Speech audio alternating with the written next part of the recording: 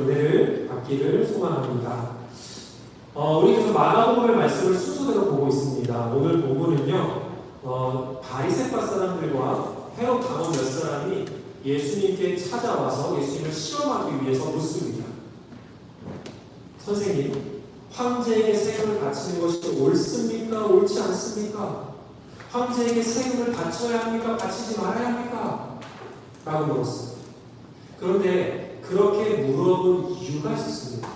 왜냐하면 사실 예수님 시대의 유대인들에게 있어서 이 세금 문제는 진짜 민감한 주제였어요. 예민한 주제였습니다. 예수님께서 태어나시기 전인 기원전 63년에 로마는 이스라엘을 정복했습니다. 그러니까 식민지가 된 거예요, 이스라엘이. 그래서 그때부터 줄곧 이스라엘은 로마의 지배 안에서 세금을 착취당해 왔어요. 그런데 더 나아가서 기원전 6년에 로마가 남자는 14살 이상, 여자는 12세 이상 모든 사람들에게 세금을 걷어들이는 인두세라는 걸 만듭니다. 그러니까 예를 들어서 우리 가족이 10명이에요. 그러면 남자는 14살 이상, 여자는 12살 이상은 전부 다 세금을 다 내야 됩니다.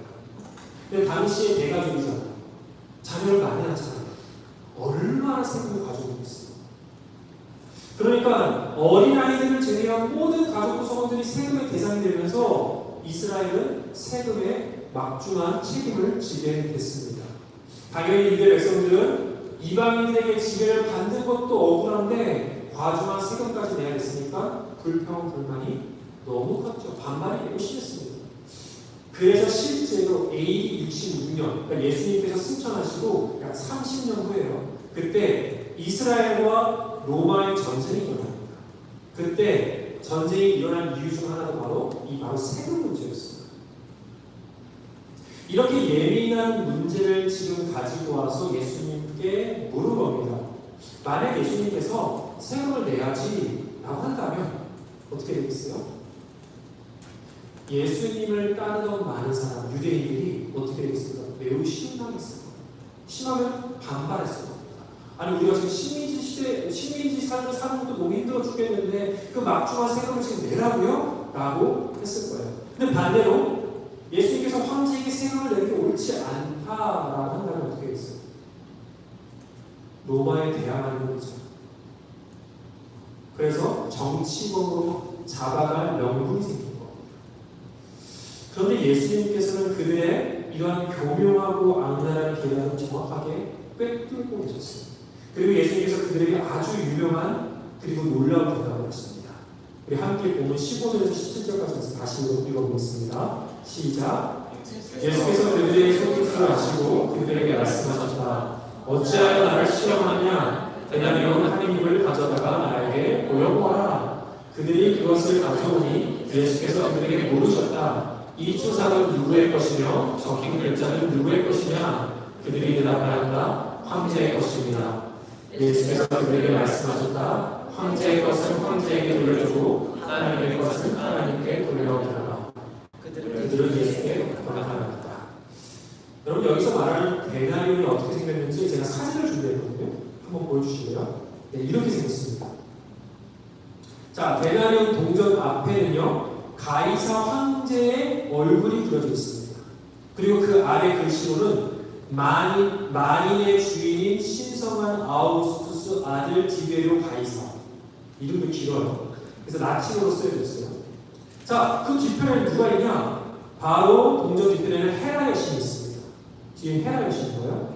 근데 헤라 여신은 승리와 번영을 뜻하는 종려나무 가지를 들고 있었고요. 거기에 쓰여진 글자는 라틴어로 최고의 제사장이라는 말이 있어요.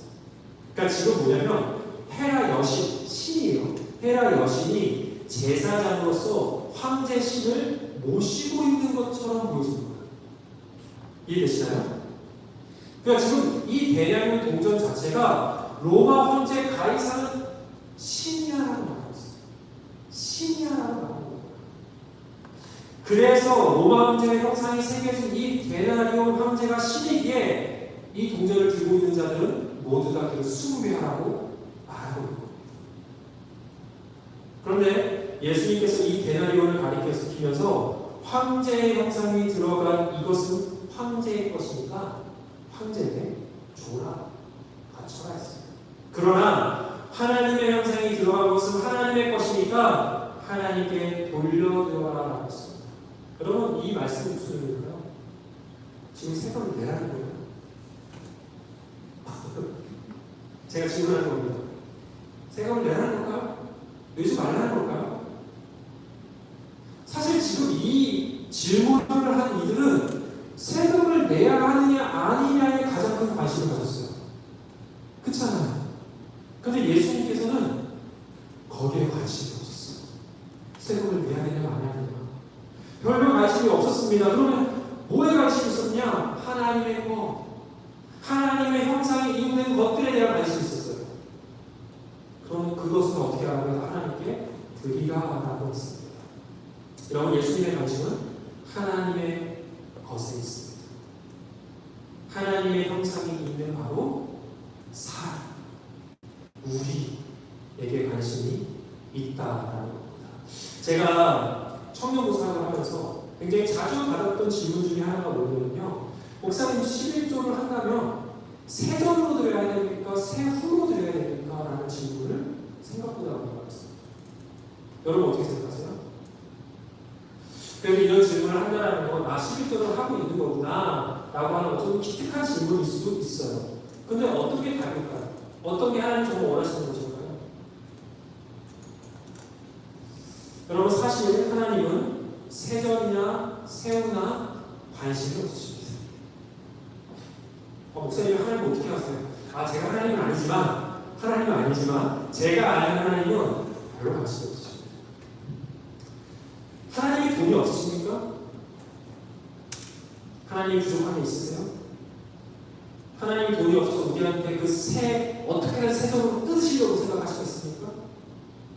하나님은 그 자체로 충만하신 분이세요. 하나님은 돈이 필요하신 분이 아니십니다. 우리가 세전으로 만들었다고 해서 벌을 주시는 분이십니까? 아닙니다. 여러분, 하나님의 관심은 세전이나 세후가 아니라 그 돈이 아니라 하나님의 형상을 가진 바로 우리 자신입니다. 하나님은 거기에 관심이 있습니다.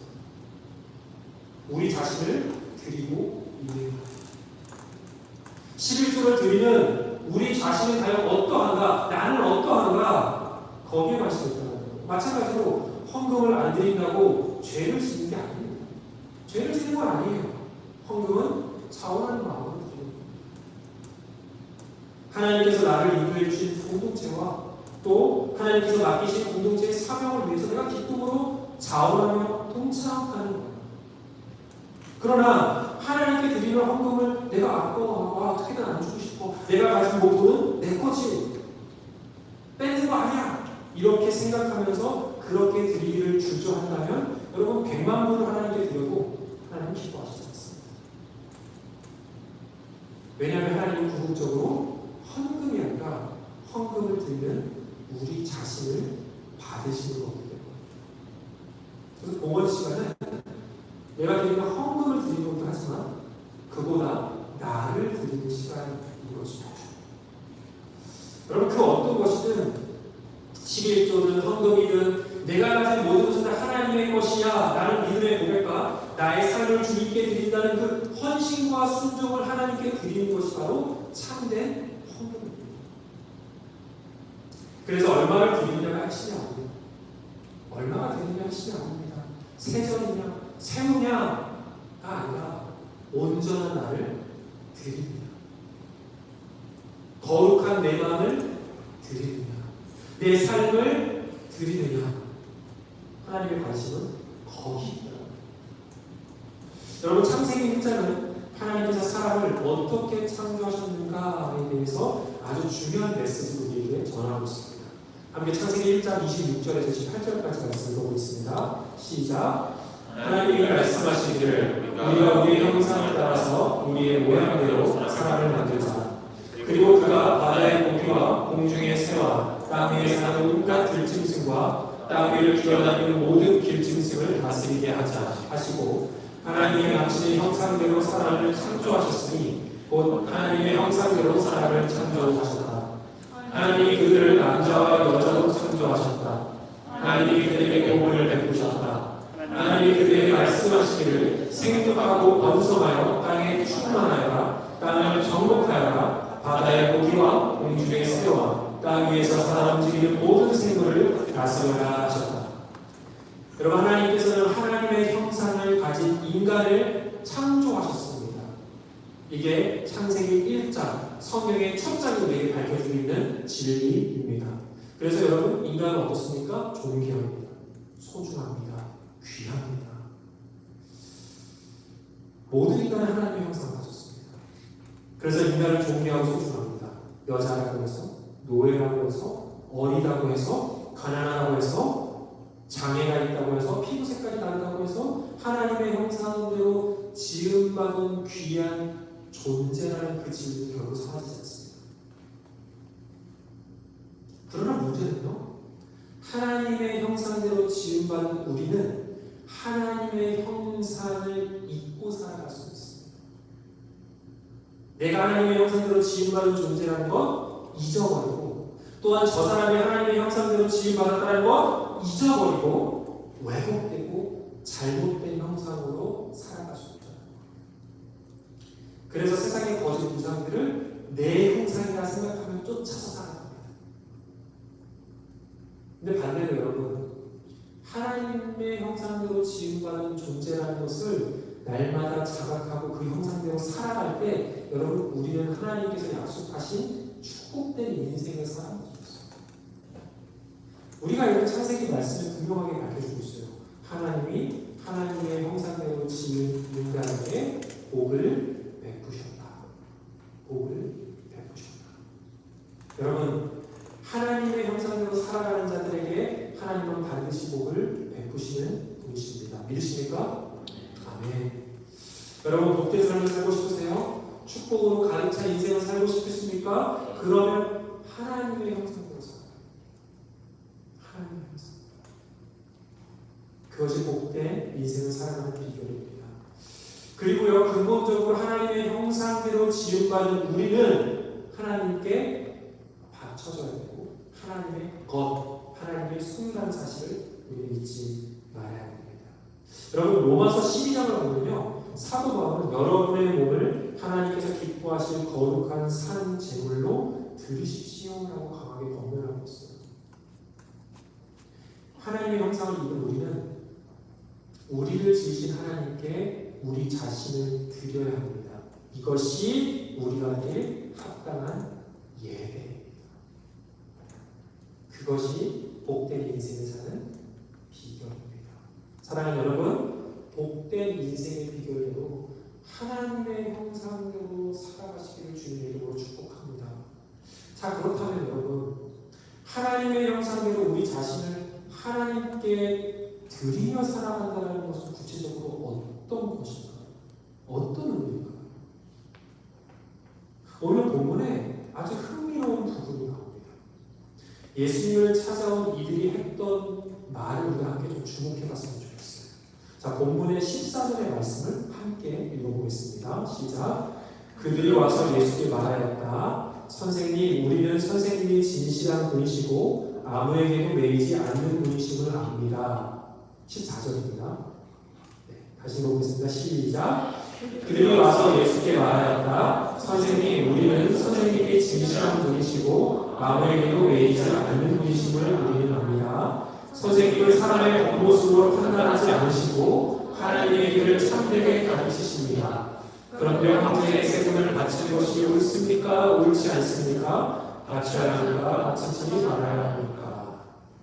여러분, 바리새인들과 헤롯 당원들은요, 분명히 예수님을 시험하기 위해서 찾아왔고요, 시험하기 위해서 물었습니다. 그리고 어려운 질문을 던지기 전에 예수님이 어떤 분인지 이들이 스스로 말하고 있어요. 그런데 그들의 의도와 상관없이 예수님에 대한 이들이 언급한 말들은 모두 다 진리였다는 사실입니다. 예수님이 누구신가? 예수님은 어떠한 분이신가? 하나님의 형상을 가진 그 형상대로 살아가신 가장 모델이 되는 그 예수님 어떤 분이셨는가를 이들 스스로 지금 얘기하고 있는 거예요. 놀랍지 않습니까? 그리고 그들의 말을 통해서 지금 우리가 하나님의 형상대로 살아가는 것이 어떤 것일까 우리가 함께 살펴보도록 하겠습니다. 첫째, 예수님을 찾아온 이들이 말한 예수님은 어떤 분이셨어요? 진실한 분이셨대요. 진실한 분이시다라고 선포했습니다.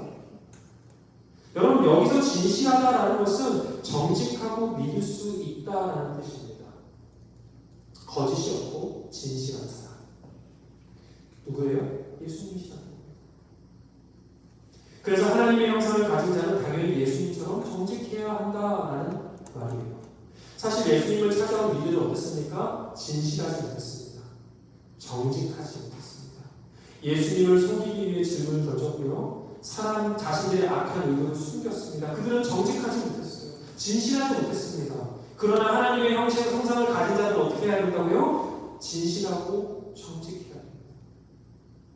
여러분, 10계명의 9번째 계명이 거짓 증거하지 말아야 합니다. 하나님 분명히 말씀하셨습니다. 거짓 증거하지 말라. 창세기 잠언 12장 22절에도 하나님께서 이렇게 말씀하십니다. 함께 읽겠습니다. 시작. 주님은 거짓말을 하는 입술은 미워하시지만 진실하게 사는 사람은 기뻐하신다. 거짓말을 하는 사람을 미워하신대요. 여러분, 성경은 분명하게 하나님은 거짓을 미워하신다 말하고 있습니다. 물론 여러분, 성경을 보면요, 성경을 자세히 보셨는지 모르지만 선한 거짓말도 등장합니다. 대표적으로 출애굽기 1장을 보면요, 히브리 여자가 낳은 모든 아이들을 죽이라는 이집트 바로 왕의 명령에 히브리 산파들이 거짓말해요. 그래서 히브리인들의 생명을 살립니다. 어린아이들의 생명을 살립니다. 또 다른 예를 보면 여호수아서에 나오는 얘기예요. 여리고성의 기생 나합, 그녀는 이스라엘 정탐꾼들을 숨겨주고 군인들에게 거짓말을 합니다. 그런데 하나님은 그녀를 믿을 사람으로 평가했어요. 히브리 사람. 여러분, 그런데 이 모든 분들은요, 하나님의 나라와 그분의 뜻을 위해서 생명을 살리고 보호하기 위해서 정말 예외적으로 거짓말을 허용한 것 뿐이에요. 이런 것을 보면서 거짓말해도 돼라고 합리화하면 안 된다는 겁니다. 성경은 절대 거짓에 대해서 괜찮다라고 말하지 않아요. 매우 엄격하게 경고하고 있습니다. 여러분, 우리가 하나님의 형상대로 지음을 받아서 하나님께 드려져야 할 존재라는 사실을 자각하고 살아간다면 우리는 정직을 행하고 그리고 진실한 사람으로 살아가야 합니다. 정직하게 비즈니스를 하고요, 질 나쁜 싼 재료로 이익을 많이 남기려는 마음 버리고 또 손님들에게 바가지를 씌우지 않고 정직하게 사업을 합니다. 또 어떻게 하나님의 형상을 가진 사람이라면 열심히 성실하게 공부하고 요행수를 바라지 않고 치팅하지 않고 정직하게 학업을 하는 겁니다. 부부끼리도 마찬가지예요. 하나님께서 맺어주신 부부가 서로 진실하게 사랑하고 존중하고 정직하게 부부의 관계에 충실하는 것, 바로 하나님의 형상을 가진 부부의 모습일 겁니다. 사랑하는 여러분, 우리는 어떻게 정직하게 살아갈 수 있을까요? 어떻게 진실되게 살아갈 수 있을까요? 우리가 서 있는 각자의 위치에서 우리의 삶의 현장에서 거짓과 위선을 버리고 정직과 진실을 행할 수 있기를 주님의 이름으로 축복합니다.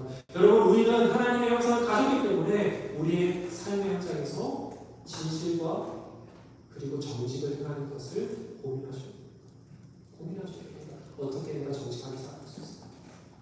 어떻게 진실하게 살아갈 수 있을까? 함께 고민하고 그렇게 살아갈 수 있기를 축복합니다. 둘째로, 예수님은 아무에게도 어떤 것에도 매이지 않는 분이라고 이들은 말했어요. 근데 맞는 말이에요. 이들의 의도와 상관없이 이거는 진리입니다. 예수님은 돈에 매이지 않는 분이에요. 예수님은 정치에 매이지 않습니다. 예수님은 사람에게 매이지 않습니다. 예수님은 욕심과 시기심에 매이지 않습니다. 근데 반대로 이 말을 하고 있는 바리새인과 헤롯 당원들은 달랐어요. 그들은 철저하게 탐욕에 매였습니다. 시기심에 매였습니다. 정치 권력에 매였습니다. 이런 것들에 매여 있으니까 지금 이들이 눈먼 장님이 되었어요. 지금 예수님에 대해서 자신들 입으로 진실을 말하고 있음에도 불구하고 그 진실이 보이지 않는 거예요. 오직 예수님을 넘어뜨려야겠다는 그 목적밖에 보지 않는 겁니다. 사실 이들의 모습이 우리의 모습입니다. 여러분, 우리가 무언가에 매여 살면요, 그 무언가 외에는 보이지가 않습니다. 그리고 그것에 끌려서 살아가는 겁니다. 돈에 매여 살아가는 사람은요, 돈에 끌려 살아갑니다. 돈 외에 다른 것이 잘 보이지가 않습니다. 욕심에 매인 사람은 어떨까요? 욕심에 매여서 살아갑니다. 그것에 끌려서 살아갑니다. 사람의 인정에 매인 사람은 어떨까요? 그 인정만 쫓아다니며 평생 다른 사람의 평가에만 매여서 끌려다니는 인생을 살아요. 하나님이 정말 중요하다고 생각하는 것이 보이지 않아요. 그러한 인생은 어떨까요? 불안과 영광으로 가득하게 됐습니다. 그러나 하나님께서 인간을 창조하실 때 그런 인생 살려고 창조하지 않으셨다는 거예요. 우리는 삼위 하나님, 성부, 성자, 성령 하나님의 형상을 가진 사람들이에요. 그래서 그 형상대로 살아가야 우리에게 뭐가 있어요? 참 자유가 있습니다. 참 평안이 있습니다. 예수님께서 우리에게 이렇게 말씀하셨어요. 마태복음 11장 29절에서 30절 말씀을 함께 읽겠습니다. 시작. 나는 마음이 온유하고 겸손하니 나의 멍에를 메고 내게 배우라. 그리하면 너희 마음이 쉼을 얻으니 이는 내 멍에는 쉽고 내 짐은 가벼우리라 하십니다. 예수님은 나에게 매일 하는 거예요. 나에게 배워라. 다른 어떤 것이 아니라 내가 너를 창조했고 내가 너의 인생을 책임질 수 있고 내가 너를 가장 잘 알기 때문에 나한테 매일 하는 거예요. 나한테. 다른 그 어떤 것도 너에게 참된 쉼 줄 수 없어. 참된 자유 줄 수 없어. 참된 생명 줄 수 없어. 너를 계속 착취할 거야. 너를 계속 학대할 거야. 너의 눈을 계속 가릴 거야. 그런데 나는 다르다. 예수님은 다르다는 거예요. 너희가 나에게 매여 산다면 너희 마음에 참된 쉼을 얻게 될 것이야 라고 우리에게 말씀하고 계십니다. 여러분, 물론 모순적입니다. 매일인데 자유를 얻어요? 매일인데 쉼을 얻어요? 오직 예수님께서 우리를 창조하시고 우리를 가장 잘 아시기 때문에 가능한 거예요.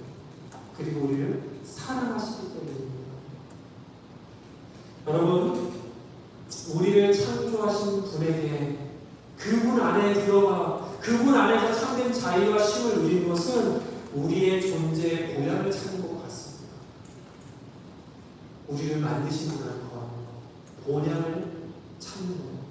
그래서 하나님의 형상을 가진 자들은 오직 하나님에게만 매여서 예수님에게만 매여서 성령님에게만 매여서 살 때 그분 안에서 참된 안식과 쉼을 누릴 수 있습니다. 사랑하는 여러분, 여러분은 어떤 것에 매여서 살아가십니까? 무엇으로부터 계속 불완전한 쉼과 자유를 목매어 찾으려 하십니까? 하나님의 형상을 가진 우리는 하나님에게만 매여 살아가야 합니다. 그래야 우리가 참된 본향이요 참된 안식처를 찾을 수 있습니다. 여러분, 우리 안옆에 있는 분들에게 좀 선포합시다. 하나님이 나의 참된 안식처입니다. 하나님이 나의 참된 안식처입니다. 다른 곳에서 안식을 찾으려고 하지 마세요. 다른 곳에 참된 쉼과 참된 자유가 없습니다. 나를 만드시고 나를 창조하신 분에게 찾아가시기를 축복합니다. 셋째로, 예수님은 겉모습으로 사람을 판단하지 않는다고 했어요. 여러분, 예수님께서는 중심을 보십니다. 여러분 믿으십니까? 그 사람의 겉모습 아니라 중심을 보세요. 근데 이게 단지 그 사람의 마음과 동기와 의도를 보신다 라는 말씀이기도 하지만 동시에 하나님의 형상을 보신다라는 말이기도 합니다. 여러분, 그러니까 사람을 보실 때 하나님은 그 사람 안에 있는 하나님의 형상을 보십니다. 그래서 어떠실 것 같아요? 하나님 보실 때 귀한 거예요. 너무 좋은 거예요. 너무 이쁜 거예요. 내가 못생기게 생겼어. 나는 나를 사랑하지 않아. 나는 너무 못생긴 것 같아. 나는 너무 연약하고 나는 정말 하나님 앞에 정말 죄 많은 사람이야 라고 해도 하나님 뭘 보신다고요? 그 사람의 하나님의 형상을 보신다고요. 그래서 어떻게 생각하세요? 하나님은 귀하게 생각하시죠. 너무 사랑스러워. 내가 제일 안 들었어. 너무 예뻐. 왜? 하나님의 형상을 받았어. 그래서 예수님은 그 누구라도 존귀하고 소중한 존재를 이루셨어요. 사람들이 모두 무시하고 손가락질하고 죄를 가까이 하지마라고 하는 모든 존재, 모든 사람에게 하나님은 하나님의 형상을 가진 존재라고 하면서 안아주시고 그리고 그 사람들을 헤아려 주시고. 여러분 요즘 세상이 돌아가는 뉴스를 보면요 진짜 마음이 심란합니다. 마음이 진짜 심란해요. 끊임없이 전쟁이 일어납니다. 그 전쟁 때문에 수많은 무고한 시민들이 죽어가고 있습니다. 혐오범죄가 일어납니다. 일면식도 없는 사람을 그냥 죽입니다. 살인이 일어납니다. 아이들에게 학교에서 총기를 난사한 사건이 일어납니다. 여러분 왜 이런 일이 일어날까요? 타인의 생명을 너무나도 쉽게 생각하는 이 세상의 풍조라는 겁니다. 단순히 살인을 떠나서 정말 타인에 대해서 너무나도 홀대하고 무시하고 싫어하는 일들이 일어납니다. 만약 타인이 하나님의 형상을 가진 존귀한 사람이라는 그 진리를 가지고 있다면 어떻게 사람이 사람의 생명을 그렇게 쉽게 여기고 무시하고 혐오할 수 있어요? 여러분 우리의 평범한 삶도 마찬가지입니다. 내가 미워하는 사람, 내가 싫어하는 사람, 내가 참으로 용서가 안 되는 사람, 이해가 안 되는 사람, 같이 있고 싶지 않은 사람 라고 있을 수 있습니다. 그런 일이 일어날 수 있습니다.